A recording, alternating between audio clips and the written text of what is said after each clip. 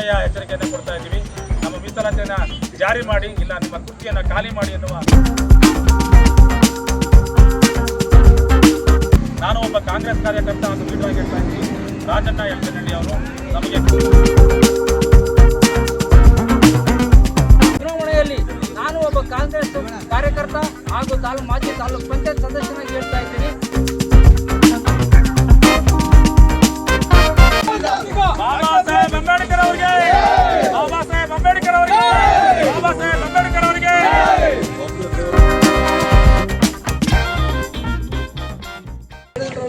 ಏನು ಇಂದು ಕರ್ನಾಟಕ ರಾಜ್ಯಾದ್ಯಂತ ಕ್ರಾಂತಿಕಾರಿ ಪಾದಯಾತ್ರೆಯನ್ನು ಹಮ್ಮಿಕೊಂಡಿರ್ತೀವೋ ಆ ಒಂದು ಚಳವಳಿಗೆ ಬರಗೂರು ಪಂಚಾಯತಿ, ಅಂತಕುಂಟೆ ಪಂಚಾಯತಿ, ದೊಡ್ಡಬಾಣಗೆರೆ ಪಂಚಾಯತಿಯಿಂದ ಇವತ್ತು ನಮ್ಮ ಜನಾಂಗದ ವತಿಯಿಂದ ಎಲ್ಲರೂ ಸಹ ಹೊರಟಿದ್ದೀವಿ.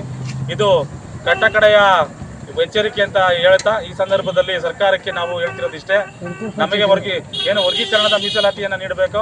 ನಮಗೆ ಬರ್ತಕ್ಕಂಥ ಬಡ್ತಿಯನ್ನು ತಾವು ದಯಮಾಡಿ ಮಾನ್ಯ ಸಿದ್ದರಾಮಯ್ಯನವರು ಹಾಗೂ ಡಿ ಕೆ ಶಿವಕುಮಾರ್ ಸಾಹೇಬರು ಹಾಗೂ ಪರಮೇಶ್ವರ್ ಸಾಹೇಬರು ಎಲ್ಲರೂ ಸಹ ಎಚ್ ಸಿ ಮಹದೇವಪ್ಪ ಅವರೆಲ್ಲ ಸಹ ಸೇರಿ ನಮಗೆ ಬರ್ತಕ್ಕಂಥ ಪಾಲನ್ನು ದಯಮಾಡಿ ನಮ್ಮ ಸರ್ಕಾರದಲ್ಲಿ ನುಡಿದಂತೆ ನಡೆದಂಥ ಸರ್ಕಾರ ಅಂತ ಏನು ನೀವು ಹೇಳಿದ್ರು ಹಾಗೆ ನುಡಿದಿದ್ರ. ಈಗ ನಮಗೆ ಏನು ಹೇಳಿದ್ರು ಆ ಪಾಲನ್ನು ತಾವು ನೀಡುವುದರ ಮುಖಾಂತರ ಮತ್ತೊಮ್ಮೆ ಸರ್ಕಾರ ನುಡಿದಂತೆ ನಡೆದಿದೆ ಅಂತ ಅನ್ನೋದಕ್ಕೆ ತಾವು ಭಾಜಪರ ಆಗಬೇಕು ಅಂತ ಹೇಳ್ತಾ ಮಾನ್ಯ ಸಿದ್ದರಾಮಯ್ಯನವ್ರಿಗೂ ಡಿ ಕೆ ಶಿವಕುಮಾರ್ ಅವರವರೆಗೂ ಕಟ್ಟಕಡೆಯ ಎಚ್ಚರಿಕೆಯನ್ನು ಕೊಡ್ತಾ ಇದ್ದೀವಿ.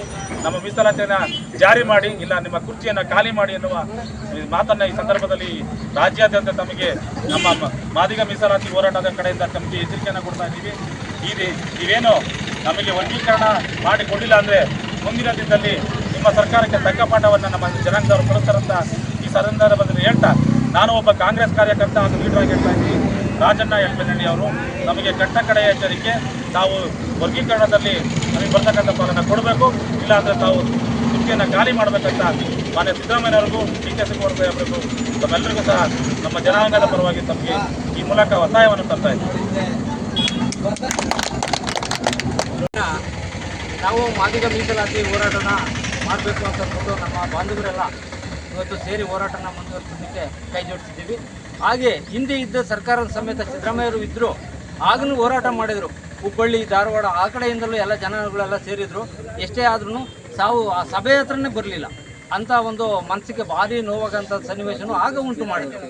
ಅದೇ ರೀತಿ ಈ ವರ್ಷವೂ ಇನ್ನು ಮೀಸಲಾತಿನ ಸುಪ್ರೀಂ ಕೋರ್ಟು ಆದೇಶ ನೀಡಿದರೂ ಸಹ ಅವರು ಯಾವುದೇ ಒಂದು ಕ್ರಮ ಕೈಗೊಳ್ಳದಲೆ ಒಳಗೆ ಅವರಿಗೆ ಬೇಗರಾಗಿರ್ತಕ್ಕಂಥವ್ರಿಗೆ ಸಪೋರ್ಟ್ ಮಾಡ್ತಕ್ಕಂಥದ್ದು ನಡೀತಾ ಇದೆ ಅಂತ ನಾನಾದರೂ ಭಾವಿಸಿದ್ದೀನಿ. ಯಾಕೆ ಅಂದರೆ ನಮ್ಮನ್ನು ಚುನಾವಣೆಗೆ ಆಗಿರಲಿ, ಯಾವುದೇ ಒಂದು ತಳ್ಳಿರು ತೋರಣ ಕಟ್ಟಿ ವೇದಿಕೆ ಸೃಷ್ಟಿ ಮಾಡೋದಕ್ಕೆ ಆಗಲಿ ನಮ್ಮನ್ನು ಮಾತ್ರ, ನಮ್ಮ ಜನಾಂಗ ಮಾತ್ರ ಬಳಸ್ಕೊತಾರೆ.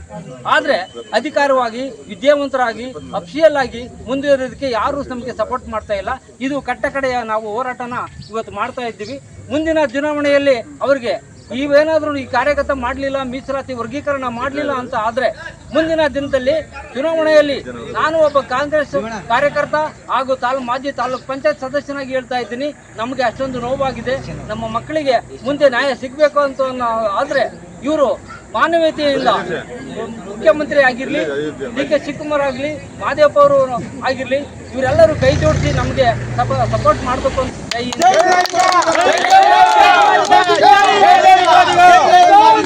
ಬಾಬಾ ಸಾಹೇಬ್ ಅಂಬೇಡ್ಕರ್ ಅವರಿಗೆ, ಬಾಬಾ ಸಾಹೇಬ್ ಅಂಬೇಡ್ಕರ್ ಅವರಿಗೆ, ಬಾಬಾ ಸಾಹೇಬ್ ಅಂಬೇಡ್ಕರ್ ಅವರಿಗೆ.